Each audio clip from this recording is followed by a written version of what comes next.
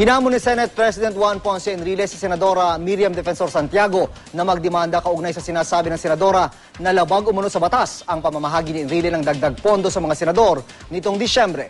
Git naman ng Senadora tila may conspiracy of silence umano, kaya tahimik ang ibang senador. Balitang hatid ni Jay Sabale.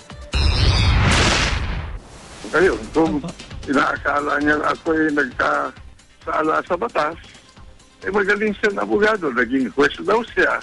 At magiging commissioner siya ng International Criminal Court. Dali na ko sa International Criminal Court kung inaakala niya na ako'y may kasalanan. O kaya sa ombudsman. Yan ang hamon ni Senate President Juan Ponce Enrile kay Senadora Miriam Defensor Santiago. Kaugnay sa sinasabi ni Senadora na labag umano sa batas ang pamamahagi ni Enrile ng dagdag pondo sa mga senador nitong Disyembre. Git ni Enrile, sa isang legal forum daw dapat pag-usapan kung talagang may ginawa siyang irregularidad at hindi sa publiko dahil nagpapasama lamang ito sa imahe ng Senado. Sa paningin ko naman, batas yun eh. Binigyan ako ng kapangyarihan at hindi ko naman sinasabi na inaabuso ko. Ginagawa naman yun noong 2011, tinanggap din niya yung kanyang share ng MOOE. Ganun din noong 2010, 2009, 2008. Sinagot din ni Enrile ang babala ng Volunteers Against Crime and Corruption na magsasampa sila ng ethics complaint laban sa kanya.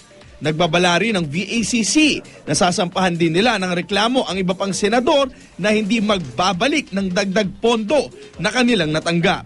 Kung ako yung fans, yung si Jimenez, huwag na sa ethics committee. Dalhin na ako sa ombudsman, dalhin na ako sa anti-graft court, dalhin na ako sa Department of Justice at harapin ko siya. Kumuha siya ng pinakamagagaling na abogado. Sabihin ko, nakikisaw-saw ka lang sa publicity. Para naman kay Senadora Santiago, tila may conspiracy of silence, kaya tahimik ang ibang senador. Posibleng ayaw daw silang mabira ni Enrile.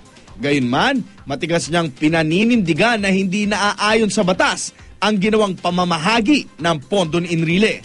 But remember, the Constitution says discretionary funds shall be used for public purposes. Pinipuwersa niya na may savings para mapamudmud niya sa sarili niya, sa mga kasamahan niya. Pero hindi na raw ungkatin ni Santiago ang issue sa pagbubukas ng sesyon sa darating na Lunes, January 21. Jay Sabale, GMA News.